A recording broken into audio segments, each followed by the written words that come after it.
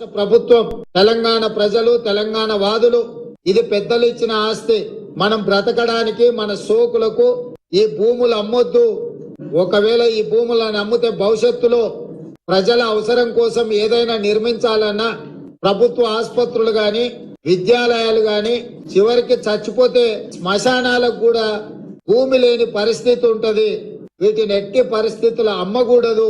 తెలంగాణ జాతి సంపదను 5 సంవత్సరాల కోసం ఎన్నికైన కేసీఆర్ గారు రాష్ట్రంలో ఉన్న అన్ని భూములను తెగనమ్ముకొని పోతే భవిష్యత్ తరాలకు ప్రభుత్వ భూమి అందుబాటులో లేకపోతే చివరికి శ్మశానాలకు కూడా కరువు వచ్చే పరిస్థితి ఉంటది. కాబట్టి ఈ భూములను అమ్మొద్దు అని చెప్పి ఒక పక్కన తెలంగాణ వాదులు చర్చ చేస్తున్నారు.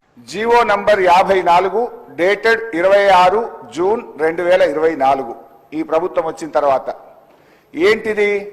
ల్యాండ్స్ రంగారెడ్డి జిల్లా alienation of the government land to an extent of 400 acres survey number 25 situated in Gachibowli village Serilingampally mandal in favor of Industrial Infrastructure Corporation for the purpose of development of IT and mixed use on payment of market value 75 crores per acre. 75 కోట్లకు ఎకరం కాడికి ప్రభుత్వ భూమిని 30,000 కోట్ల రూపాయల భూమిని రాష్ట్ర ప్రభుత్వం ఇగో ఈ జీవో ద్వారా అమ్మింది. ఈ భూమిని కుదబెట్టి టీజీఐఐసి వాళ్ళు బ్యాంకుల్లో 20,000 కోట్ల అప్పు తేవడానికి 3 నెలల నుంచి కాలుకు బల్పం గట్టకుండా తిరుగుతున్నారు.